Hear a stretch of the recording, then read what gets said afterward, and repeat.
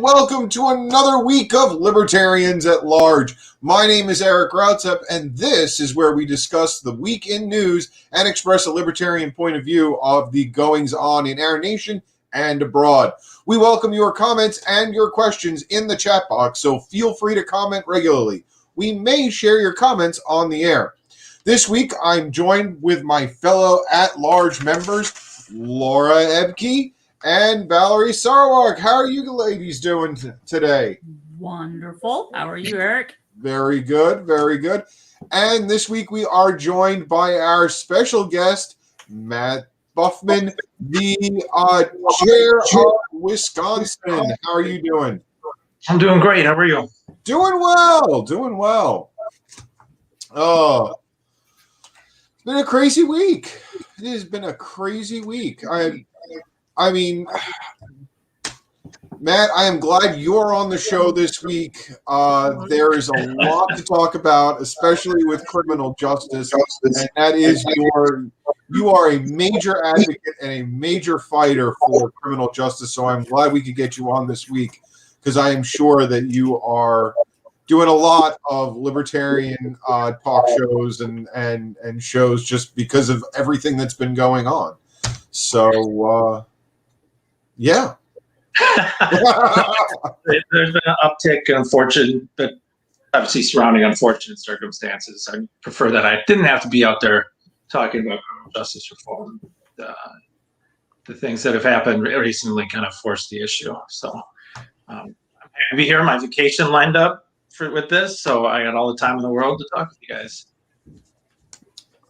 Perfect. So what is your first takeaway? I mean, the verdict has come in. We have 8 weeks until sentencing. Obviously, a lot of individuals are kind of at a wait and see right now to see what the judge is going to do, how people are going to weigh in as far as sentencing recommendations. What do you think the reasonable course of action or the likely course of action is going to be from here? Well, that's a tough one. I've chaired plenty of trials from shootings to sexual assaults, and then you get to the sentencing portion and you're just blown away by what happened. Just so everybody comprehends, because I know I've seen some comments that are like, "Oh, it's 8 weeks till sentencing. Why so long?" That's kind of actually pretty standard in the criminal justice system. The only times I've seen it like day of sentencing after a guilty verdict is when the defense has already talked with the prosecution and set together an agreement regarding it, and they see it then. COVID on top of it is like, it set our judicial system back about 5 years before we even caught up. So I would say 8 weeks is pretty fast at this point in time. When it comes to, I guess, what we can expect to see, that's a hard one. He was found guilty on all 3 charges. I'd imagine that they would probably go with the max charge on the top on the what was it, second degree, right? The second degree was the top charge, if I'm not mistaken. Yeah. And then possibly run the other 2 charges concurrently, which means you'd be serving the time. The time in those would run out, and you wouldn't have to get through one charge and then work the next, So that's what I would imagine would happen. Or they could throw everybody for a loop and go max sentence on everything and do it consecutively. After the way that trial went, and the way the jury went, I don't see why that probably isn't going to be the case, that he goes to max sentencing. I saw a law professor at Creighton University who had been watching this pretty carefully. In his comment, he was a little confused at first because you had the three guilty of all the charges.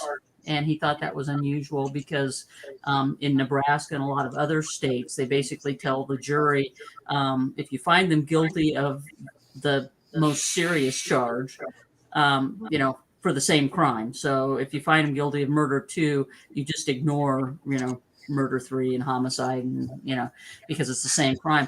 But he suggested that while they probably he didn't think that they might give him a max sentence, but that they would run concurrently, and that was probably so that on appeal, if the appellate courts found that there was some sort of an error in the instruction, say with the second degree, that they would still have, the others. That's probably the idea in Minnesota, that you'd still have those others sitting there, and they wouldn't necessarily ditch everything. Yeah, and you'll see that in the higher profile cases where they're going to charge pretty much anything under the sun in hopes that they'll shoot for the moon with the highest charge. The likelihood maybe they never get that charge, but then they're kind of covering their bases by also issuing down charges. So one way, shape, or form, the hope is if they were guilty, that they'd be found guilty at least on something. Rarely do you see them, like Laura was just saying, charge guilty verdicts on all three, on all those. This kind of, because I don't know how rare it is, but I've never seen that.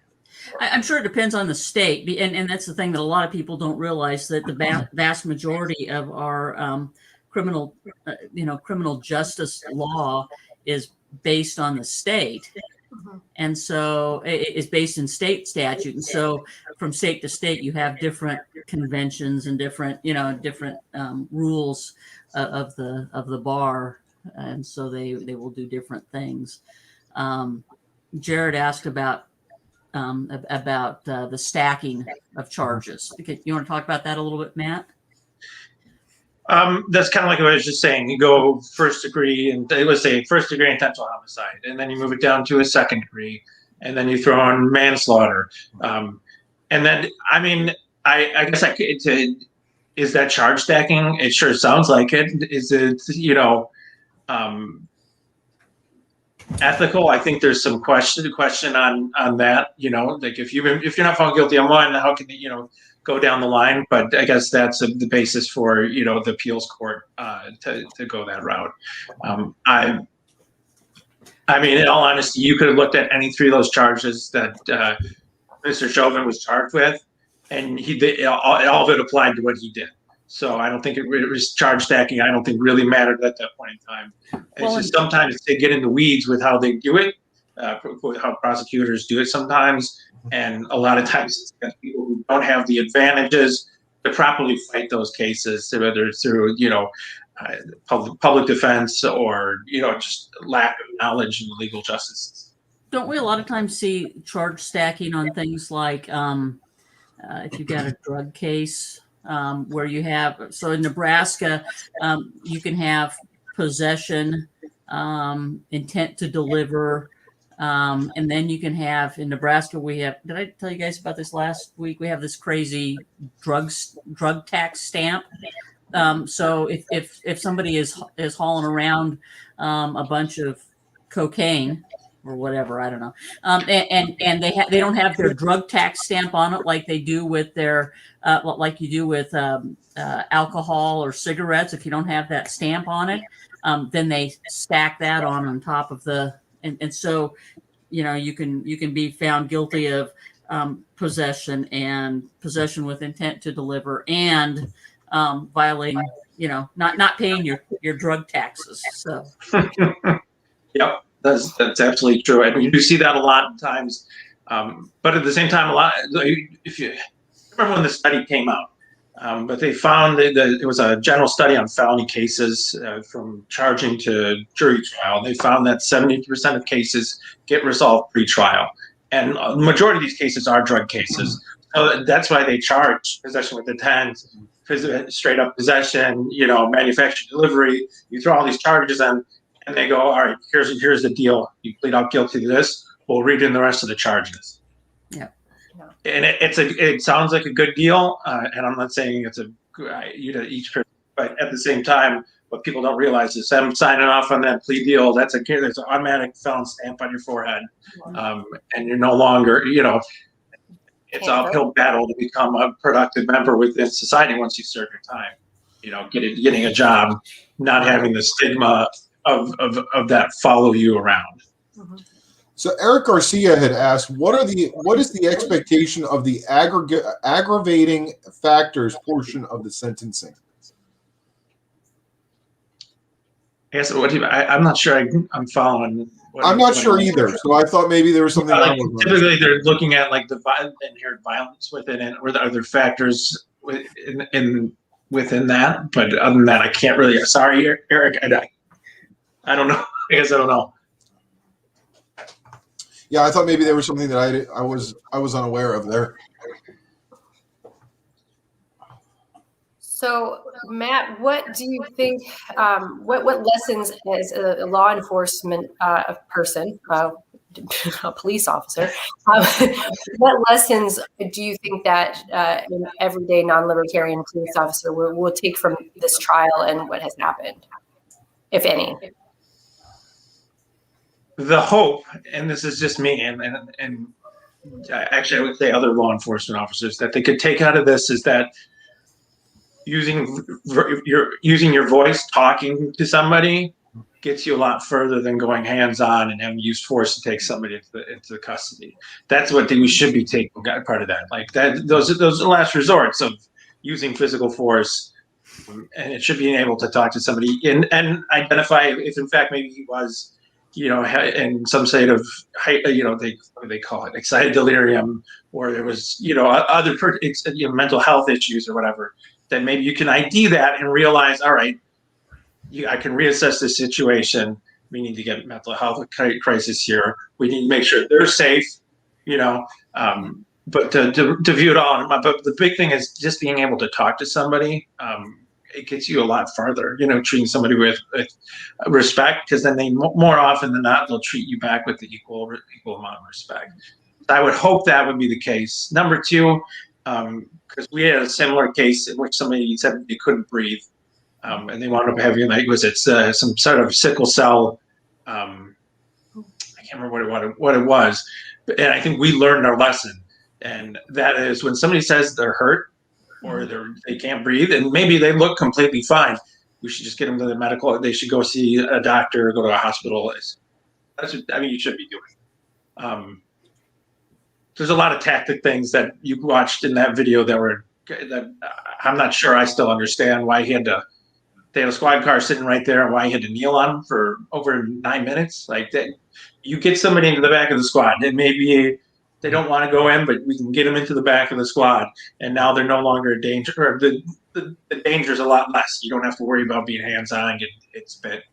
And I would think that a revamp within the minimum, a revamp in their use of force policy is eminent up in Minneapolis, as it is in a lot of other cities that are experiencing some of the same things. So another question is, now that we have this as a legal precedent, do you think this is going to have any significant impact on policing in America, or is this the first block to really make a positive impact on policing in America? I would like to say that I'm going to say this is the first block.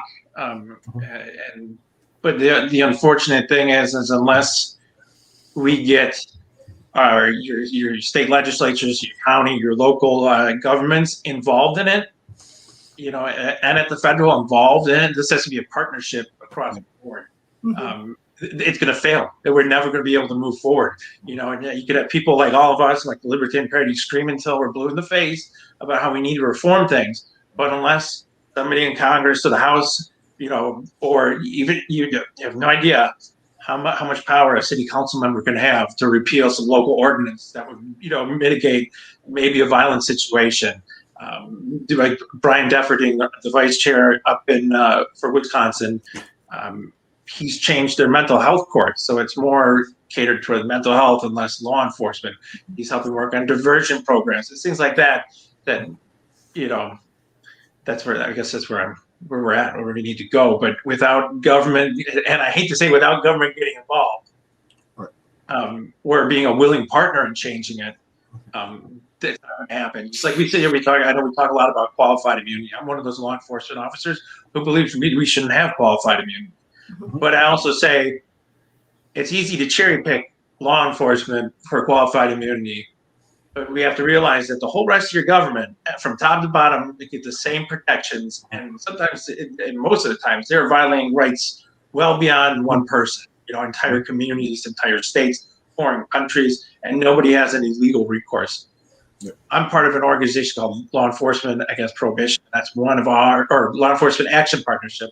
Used to be Law Enforcement Against Prohibition, and that's one of the big fights right now, is ending qualified immunity. And that's coming from people like myself who work within the law enforcement and the profession, whether lawyers, judges, police chiefs, captains, and even lowly detectives. So Stephen raises an interesting question or statement, is that we need more non-lethal options. Do you think we need more, or do we just need to better utilize the non-lethal options that we currently have? I guess I don't know how much more we could really put out there. Tasers and pepper spray. Again, the beanbag rounds and the shotgun. It's I don't know what else I guess you could deploy. Does he mean maybe having like a community action person? Yeah, that's what I was kind of going to transition to. I was just thinking of anything else. So and that's one of the things we're working on in Milwaukee right now. I've teamed up with LIPA and that. We're trying to get a community advocate within the mental health field respond out to calls with officers, with somebody dealing with mental health crisis. And that's something we should be doing, something we always should have been doing.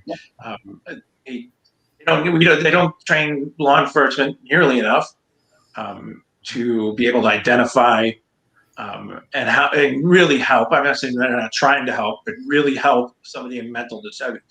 In mental distress. They give you, a 2-week class on this. Well, hell, there are doctors and psychiatrists that spend years upon years, and they're still not very good at it either. So the crash course just doesn't going to cut it. And it's actually, in my opinion, that it actually makes you a little bit unsafer, because now you're going into it with half-cocked, with kind of half the information you need to assess the situation, and now that maybe that increases the inherent danger with it. I can't find the comment again, but Jared had asked you a question. Are there any links that you want to share to positive policing organizations? Yeah, so Law Enforcement Action Partnership. I think that's it, all one word, .com. Otherwise, their acronym is LEAP. I'm a huge supporter of them. They started out as a group of law enforcement and people from the judicial system who wanted to end the war on drugs. They saw a lot of them were highly involved in it, were captains of vice narcotics units. And then they realized the futility and just the amount of money, resources that we poured into it. They've since expanded, and now they're dealing with mass incarceration. We just put out a petition, 100 of us within the law enforcement field signed to President Biden and the Department of Homeland Security, demanding the end of collusion with local law enforcement and ICE, the fair and equal treatment of our immigrants, because the studies have found that they are 40% more or less likely to report a violent crime. Just because of their legal status, that they can't seek justice.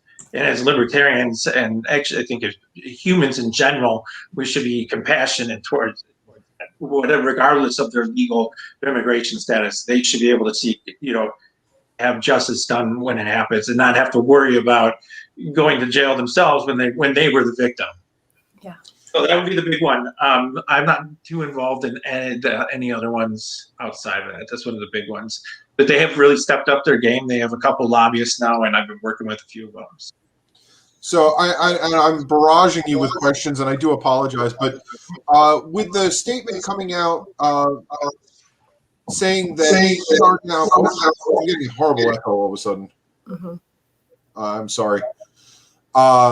With the statement coming out from the Biden administration that this will be the highest amount of military or former military equipment finding its ways into the police hands since the Bush administration, what type of implications do you think this is going to have on positive policing? No, it's not very good. I mean, how much more do we want to make our law enforcement look like an occupying force? Mhm. How much more of a division do you want to drive between the community and its law enforcement when they're supposed to be protecting and serve? But now, they look like they're in Northern Ireland in the 1970s, where they're walking around with flak jackets and armored vehicles. I mean, is that really what we want to be? Is that what we want to strive for? I can understand some of the equipment, maybe some of the smaller stuff to help supplement, especially when budgetary issues are the problem. But, i.e. resistant vehicles, plethora of, assault rifles, just things that just not necessary, in my opinion, not necessary, but more importantly, it drives that wedge, especially between the marginalized communities that have already had that wedge driven between them and law enforcement. Now it really makes us look like an occupying force. That's not, you don't solve crimes by making the victim your enemy. Right. You solve crime by having, open dialogue with them, making friends with them, making friends with their neighbors, and you start identifying actual problems and who's caused, problems in the neighborhood and how you can fix them. But rolling down the street, looking like you're ready to invade, for former Yugoslavia or something like that, it's just not. It's not the way to go. I agree. Yeah, it's amazing. I know there are requests out for M1 tanks this year from various police departments. It's yet to be seen if they're going to be fulfilled, but there are requests, and there are over 15,000 requests for rocket launchers. When in God's name? Yeah, no, I'm speechless on that one. What would There are 15,000 requests for rocket launchers. I don't know why. Yeah, I don't either. That's a really good question. I mean, I guess it makes the door ram obsolete, but hey. Yeah, as you would take on like an entire neighborhood. Yeah. Do you see this in Wisconsin though, Matt? In police departments, I mean, we're seeing it here, all over in Nebraska, even in rural communities, that the people who are attracted to law enforcement are oftentimes, especially since we've been involved in wars for the last 20 years, tend to be people who have done some military, have had some military service, sometimes with the MPs, sometimes with, just military service. And this is a natural place for them to go, to be sort of, I don't know, I guess to carry a gun around yet, I mean, that's what it feels like sometimes with some of them, not all. There's lots of great police officers out there. But I think that there are also some law enforcement officers who maybe aren't thinking it all the way through. What's the old saying? One bad apple spoils the batch. It does, though. I mean, the act of one ruins the reputation of all. Going. There is a large, but that's been the case for quite some time. You can look at post-Vietnam era. That was some of the bigger hiring phases for law enforcement, and then again in the 90s, right about the time Desert Storm, when we had ramped up for Desert Storm, and then we had another big hiring wave in the 2000, like 08, 2010. So that, and a lot of it, it's not that they totally gear towards military. It's just they need some jobs created, and then they look at it as, I guess, probably the same thing many cops who have done it for a long time. What are my skill sets? This is all I know. If you're in the military, this is all I know how to do. I haven't really learned anything else beyond that, and I need a job. So what skill, what kind of position that's going to pay me and give me benefits am I going to be able to find? I think that's kind of why you see, a levitation towards law enforcement with former and current military. There's quite a few National Guardsmen that I work with, but I think that would be I think that's just like the ebb and flow of how things go, and then to a point of we typically have these pendulum swings within how we view law enforcement, and right now we're on the swing towards restorative justice. But are we going to do it? Are we going to take action on it before we swing back the other way? And it's blue line flags on everybody's, on everybody's yard, and the police can do no wrong. You never sit there in the middle, one or the other. But you got to take advantage when you get into those points. And we should. I mean, I don't know if the right people are going to act to make any positive change. Well, I wonder if some of the comfort, if you will, with that the former military folks have increases the comfort level with some of the weapons of war. The tanks and the rocket launchers and things like that. I mean, that seems. I know in Omaha they have a what do they call it? Like a rapid response or an emergency response vehicle or something, which is a tank, basically, that they used when they were having some of the Black Lives Matter peaceful protests. And, it's like sometimes they're looking for reasons to haul out the big equipment because they've got it. Yeah.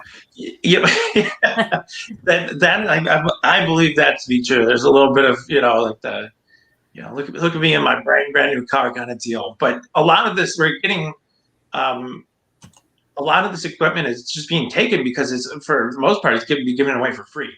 Right. And who says no to something that's, granted, we paid for it through our taxes, but who says no to something free? And you see like some of these smaller departments, like really small departments, and they'll roll around with IED resistant vehicles. They'll have, AR style, lots and lots of AR style rifles. I remember up by my parents' house, they lived in Mobile State Forest, and they were looking for a missing person. And the amount of military hardware that I saw going through the woods, I was like, come on now, this is a little overkill. I don't think we need this for a department of like 100 employees, Right. It's a little overkill. So I believe we have a lot of veterans watching right now, and they're discussing about when they served, they were operating under rules of engagement when they were OCONUS. And do you think that the police department, I would assume that there is some form of rules of engagement already.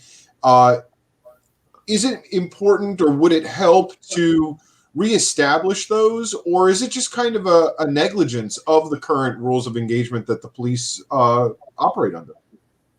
No, we do. We do have them, but they have to be followed. That's the problem. And they do get trained because we have to go into service all the time.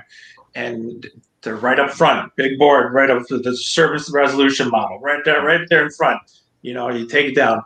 And I'm sure that the member of the military can attest to this, that, so there have been instances where, you don't have time to go through every single thing. You have to go, boom, this goes right to here. And that could be a matter of a split second, or that could be a matter of a minute. It's there. It's just what happens, in that 2 seconds. Does that person remember what they're supposed to be doing, or are they just freezing? This is it, fight or flight kick in. That adrenaline does some crazy things. Not that it's an excuse. I'm just, but the whole service revolution goes out the window, and now it's more of like a. It's very easy to talk about it in this setting. When you're in the reality of the moment, it can be very different sometimes. Yeah. Another comment that I've seen repeated with a couple of individuals is introducing liability insurance for police. Do you think that would be something that can help? I would think so. I think if you would have to, obviously, the qualified immunity would have to come to an end first. Mm-hmm. And then the natural thing would be, just like a doctor. Doctors have to pay insurance. Nurses and people within the medical profession pay, and many other places pay insurance. It would be no different. Like right now, we're the government employees it's a caste system. And right now, based on our job, we're above everybody else when it comes to being held accountable. Mm-hmm. So that would be the first step, is to get rid of the qualified immunity, and then from there, I honestly, I would imagine that it'd be very similar to auto insurance. Not going to lie, there would be lots of companies offering lots of different rates and deals, and it probably wouldn't cost as much as people are trying to say. A lot of, depending on which side you're coming, if you're on the anti fund or the anti group, they'll use the scare tactics like, oh, you'll get sued every day of your life for every time you go into work, and the insurance is going to be so exorbitant you'll never be able to, you wouldn't even be able to afford it. So you might as well just quit. We're going to fight. And but the rational thought is, to be honest, not a whole lot's going to change. If you're within policy, your city's still going to, your city is, or whoever your employer is going to cover you. And if they don't, then you'll have this insurance. And and if you are in the right, then because of qualified immunity, you have the opportunity to sue your employer with the government and try and get restitution at that time. So, I mean, you would have to go through those two. The first step of ending qualified immunity, and then we can get into the realm. But I'm not. Those are things I'm just not. I mean, those things don't keep me up at night, because when I know, that's the right thing to do. So I mean, it doesn't keep me up at night if it were to happen. A malpractice insurance or something like that makes a lot of sense from the standpoint of, insurance. Insurance companies would decide on premiums based on risk. And if you are a brand new police officer, you might have to pay a little. I mean, it's like my 16-year-old son.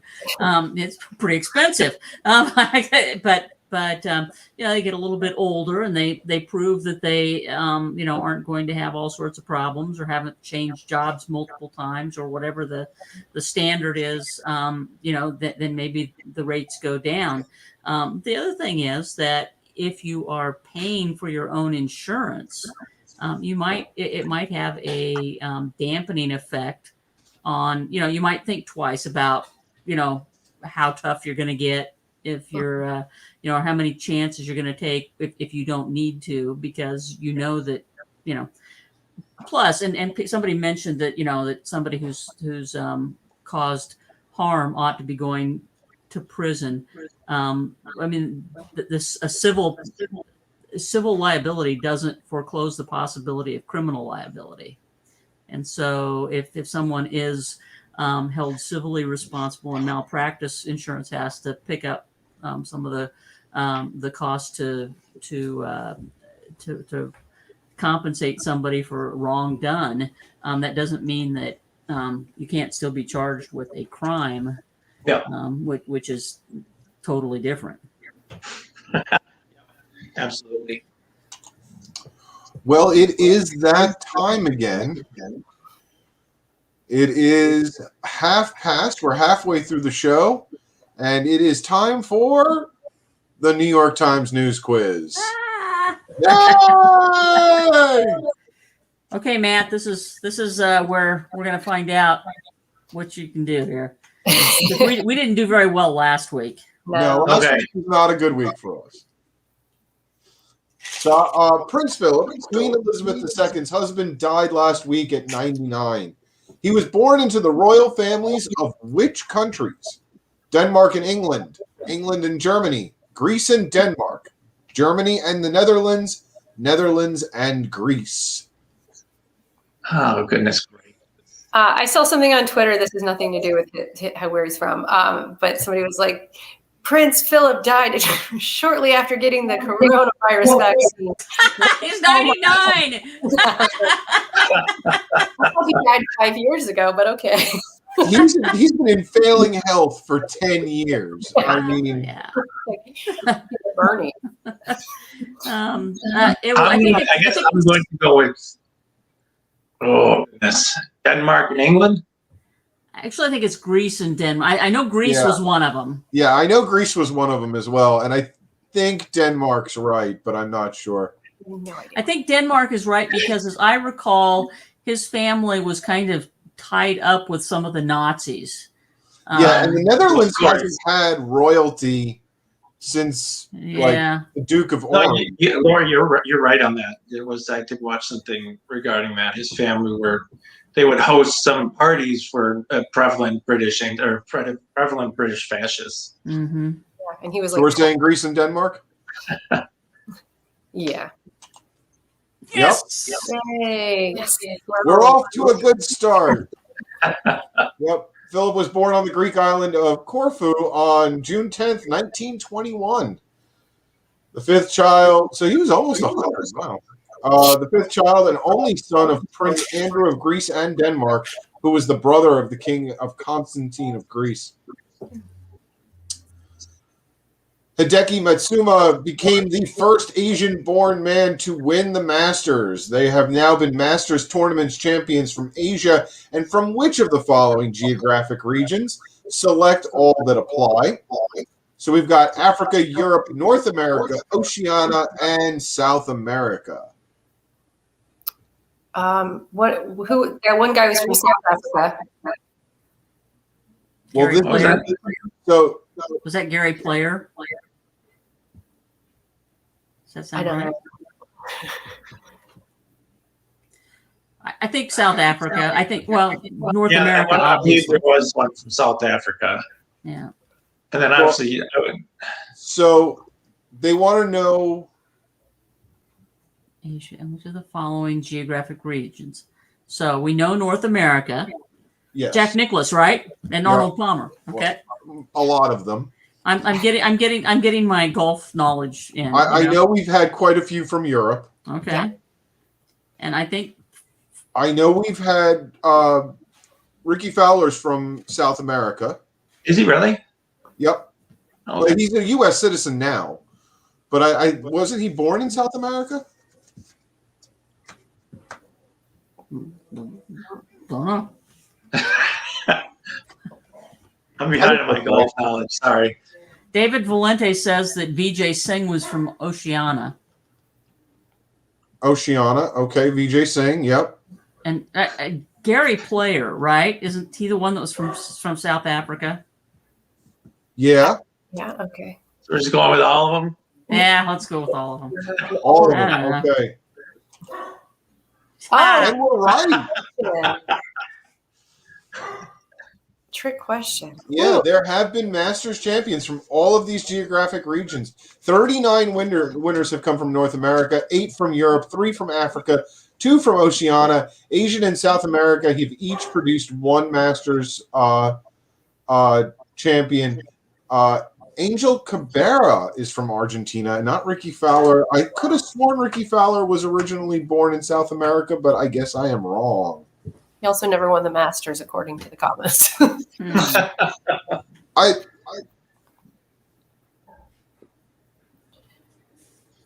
all he has to do is win a Masters, not the Masters, because there's multiple stages to it. And I thought that's what they were asking, but okay.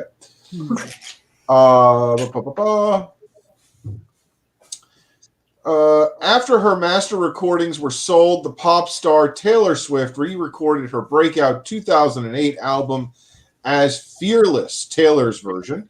Which other artists have re-recorded their old hits? Choose 3. Beyonce, Def Leppard, Frank Sinatra, JoJo, and One Direction.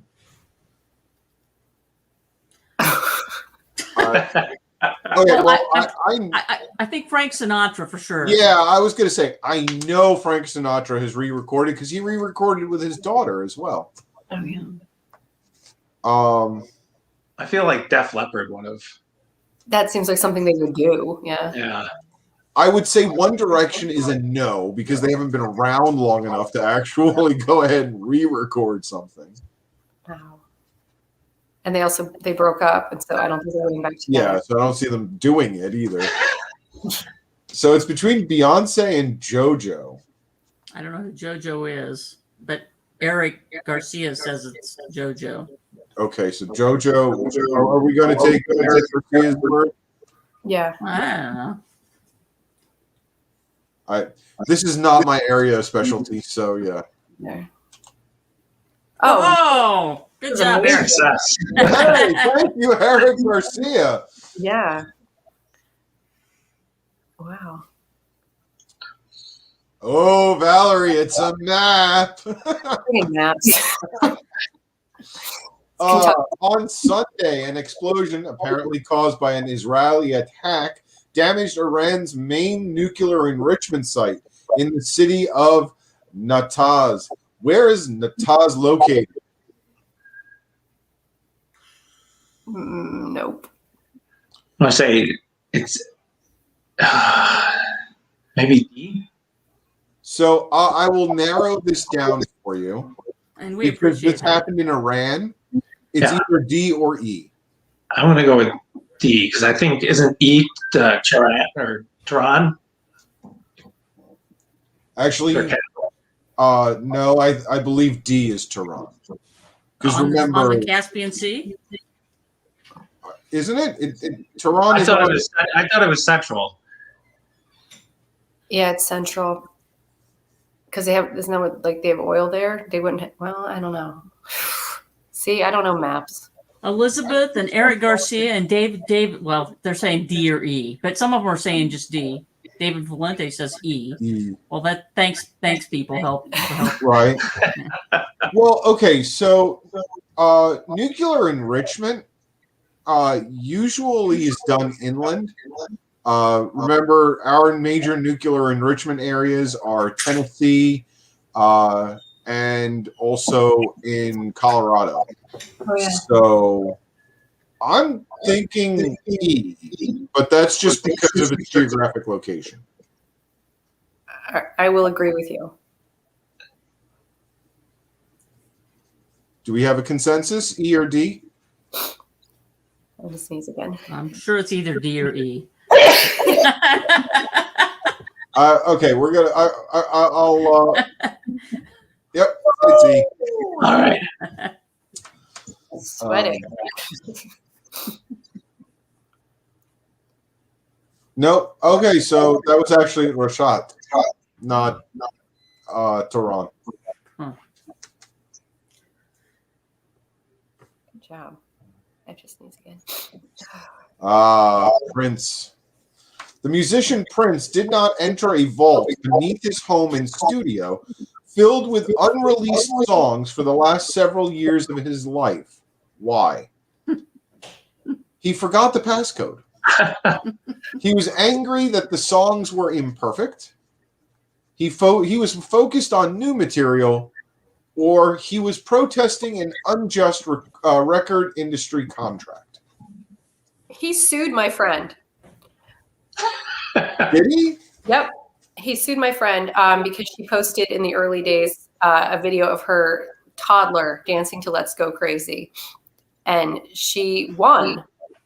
She had what's the ED, the electronic digital something, whatever, the EFT, the organization that like defends people. Yeah, she had them on her side and it was like $1 million lawsuit. She won. Them, and it was like this huge story, and so like after that I was like, I can't. Every time I hear his music on, I change it because of like he sued my friend. You know, and your friend probably legally paved the way for TikTok to exist and people to lip sync and dance to other people's songs. Look at you. Yeah, so pretty interesting. You could look it up. It was called like the Dancing Baby case. Her name's Stephanie Lenz, Lenz. So pretty much everyone is agreeing that it's contract, protest of contracts. I bet it's the contract. So probably. It was like, again, this is not my wheelhouse, so I have no idea. He forgot the passcode. Oh my God. Okay, boomer. Oh, okay. So obviously they've now gained access to it. They probably had to drill the hinges or something. And now they're going to start releasing some of these previously recorded pieces. There, Eric Garcia put the link in Lens versus Universal.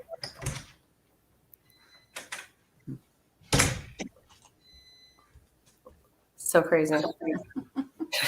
Her son's like in high school now. I mean, it was years and years and years ago, obviously. Oh, that's a big rabbit. Ooh. What is this picture showing?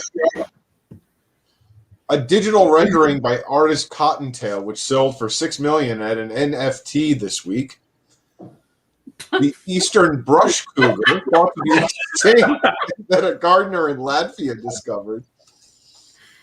An incredibly lifelike stuffed animal made by an Etsy seller, Susan Lepp. Darius, the world's longest rabbit, who went missing this week. And Joaquin Bonaparte and her son Maurice, who this week finalized Europe's first interspecies adoption. Oh, okay. Hold back up. Let me see that picture again. This is my son, Maurice.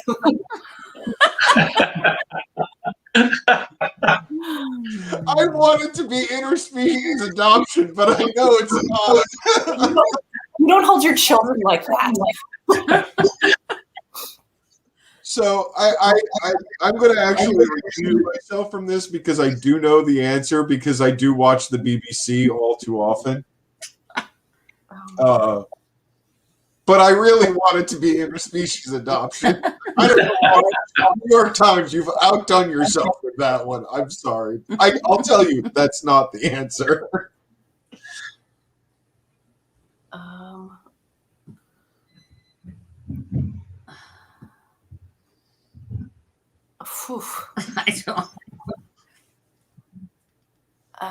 don't know. Don's being a bad influence. I like the eastern brush cougar, personally. There you go. That a gardener in Latvia discovered. Is that your answer? That's as good as any. I bet it's the Etsy thing. The Etsy thing? Maybe. Everybody's saying Darius in the comments. Go with, I don't know. Okay, so Darius, would that be a, I don't know.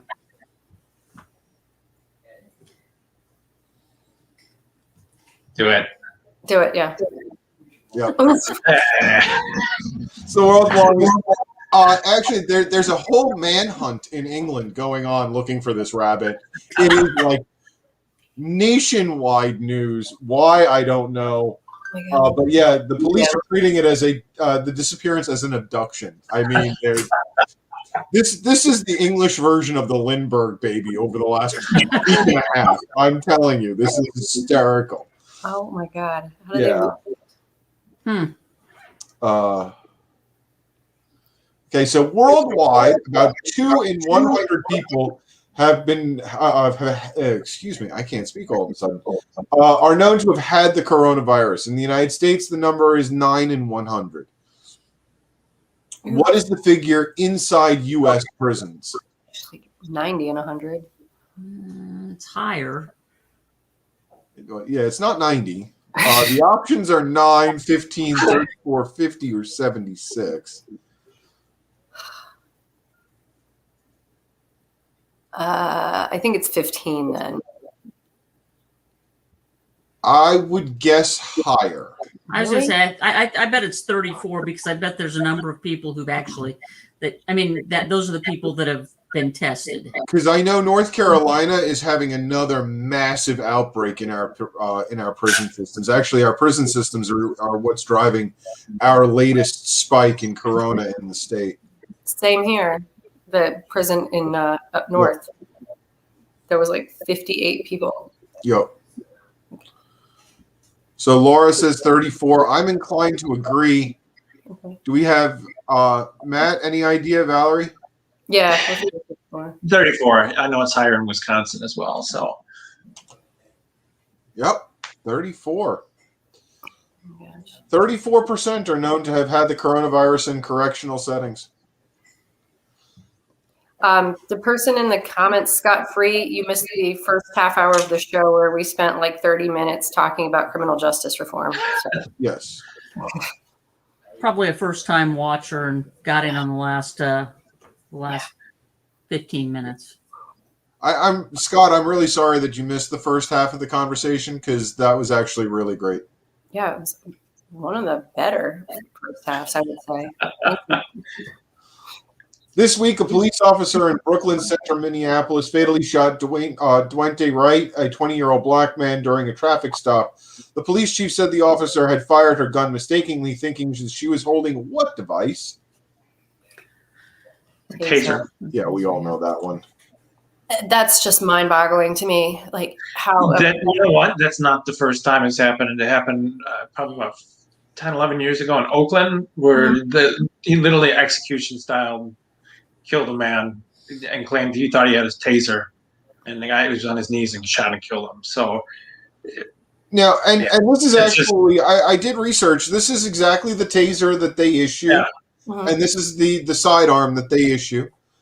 But the thing is, though, is they recommend it being in comparison. They recommend your taser being your offhand, so it's not your primary. So you don't confuse the two, and then you can still manipulate with your primary hand. But the grip style is so different that how would your hand not know the difference? Yeah. That's like saying, oh, I have a fork in this hand and a knife in this hand, and you start trying to cut your steak with a spoon. It makes no sense. And also the weight in your hand. Yeah.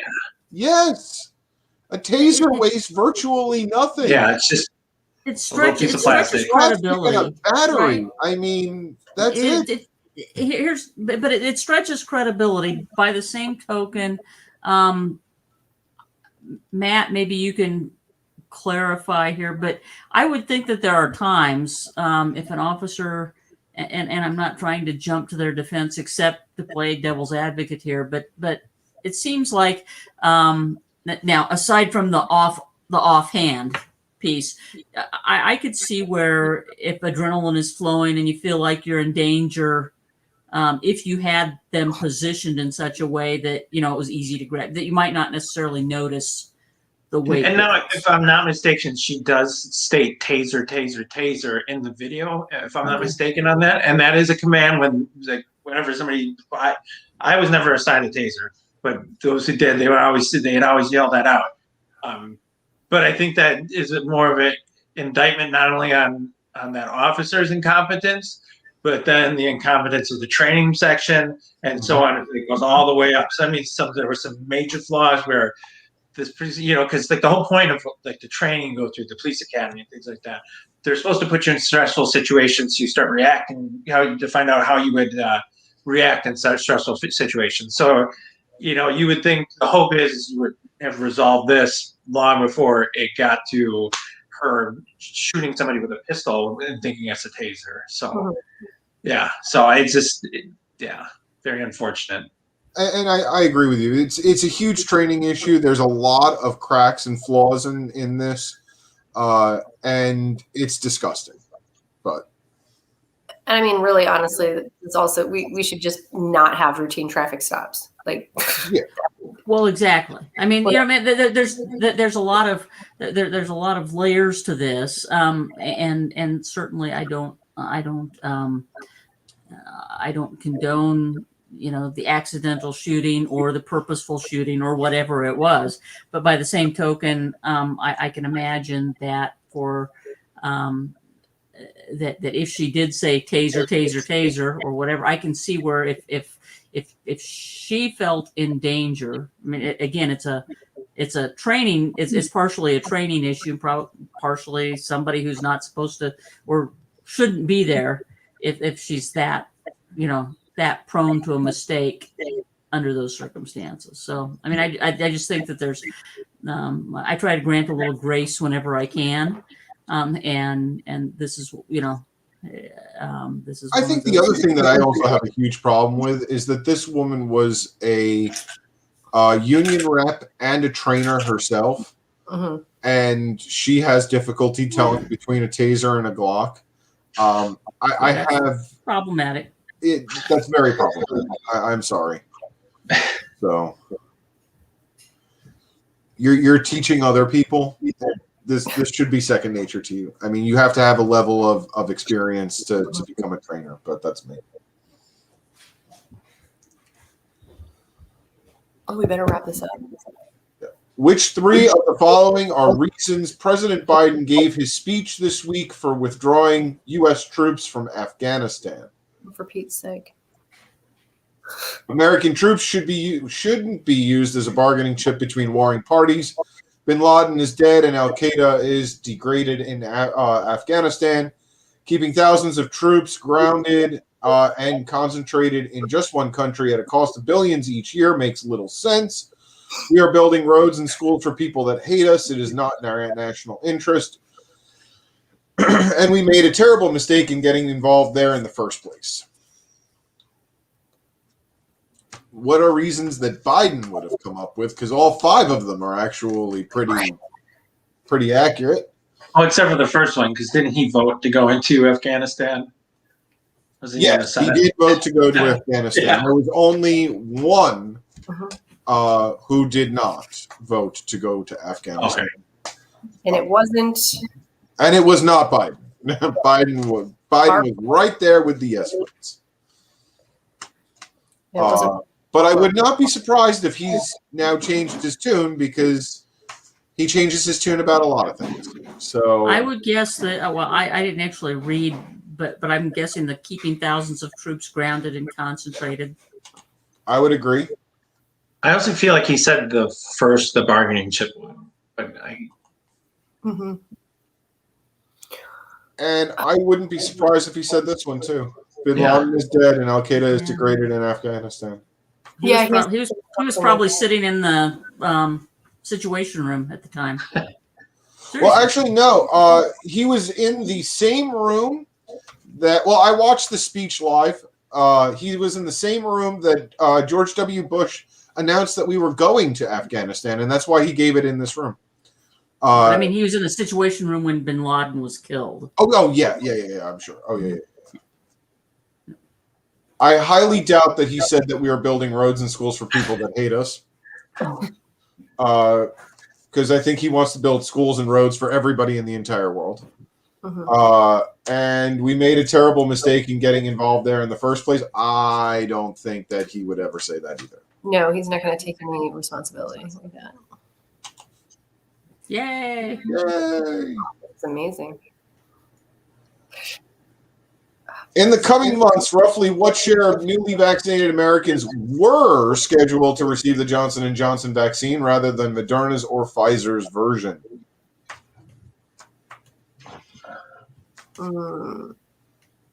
Well, to me, and logic would dictate that if we have 3 manufacturers, I would assume that the one closest to 33% would be the correct answer. yeah, I would. That sounds like good logic to me. Sure. Oh, yeah. Good job. Smart deduction. Logic dictates again. Look at that. Field trial results released 66 years ago this week found that a long-awaited vaccine developed by Dr. Jonas Salk was highly effective. What disease did the vaccine protect against? COVID-55, polio, smallpox, the bubonic plague, and the common cold. Polio. Yeah, it was polio. We were talking about that today, actually. Yep. It is actually it is the most effective, or it is in the top 3 most effective and most important vaccines humanity has ever created. Smallpox has to be quite a ways up there too, huh? Yeah. Smallpox and plague vaccines have existed for more than a century, though. COVID-55 does not exist, and there is no vaccine for the. I was going to say yet. Yes. My daughter was asking about the COVID vaccine today because she said we were talking about polio too. The smallpox vaccine, and I didn't know this, but I'm sure everybody else does because everybody's a genius. It's cowpox. Yep. I didn't know that, and so she was like, "Well, what's coronavirus vaccine?" And so we're like trying to explain mRNA, and I was like, "This is not something I'm an expert on, sweetheart." Actually, if you look at people who have gotten the smallpox vaccine, very often they have it on their upper arm, and they have three dots, and they're very large. And yeah, that's the scarring from cowpox. Of course, milkmaids used to get it on their hands all the time, and that's how they figured out cowpox protected against smallpox was because milkmaids and other people in the dairy industry never caught smallpox. That's nuts. It was one of those interesting twists of fate. We did better than or as well as 97% of people who have taken the quiz. Yay! We got 10 out of 11. Better than last week. A lot better. A lot better. We're back on track here. So that pretty much brings us to the end. Do we have any final announcements, any ongoings, any conventions that we're coming up to, anything that we want to plug? Yep, Wisconsin, we're having our state convention this coming weekend up in Eau Claire. And I know LP, Missouri is also having their convention this week, but I can't recall the exact location.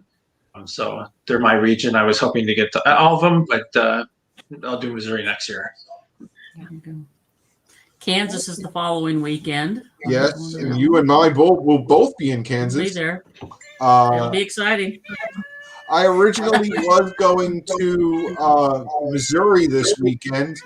Unfortunately, fortunately, I'm a newlywed, and I was informed that I cannot be traveling 3 weeks in a row because last weekend I was in West Virginia. So I do apologize. I know I said that I was going to be there, but I am not. So I hope to see you next year. But you do have all my well wishes, and it would have been fun. But married life is much more important to me. Important. Libertarian Party of Minnesota looks like May 8th. Eric just put a thing in there, so. Sorry, Minnesota. I'll be up at yours as well, too. So. Very nice. Oregon's convention is May 15th. I think Washington's is this weekend, right? Yeah, Washington is the state of is this weekend as well. So. And Pennsylvania also the weekend of the 15th. Yes, and I will be in Pennsylvania as well. I'm looking forward to Pennsylvania. Yeah, me too. Yeah, there's a lot of conventions still coming up.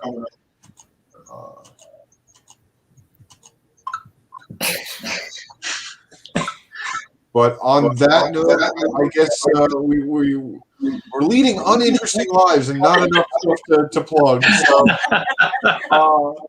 on that note, good night, everyone. Thank you to Matt for joining us tonight. It has been an amazing episode, and thank you for all of your experience. I think we've hashed out a lot of great ideas. Also, to everyone who's been watching, thank you so much. You are what make the show great, and we look forward to seeing you again next week, where we have another phenomenal guest, and we're going over the news and information from around the world, and we put a libertarian viewpoint on it. Again, thank you so much, and have a great night, everyone. Good night. Good night.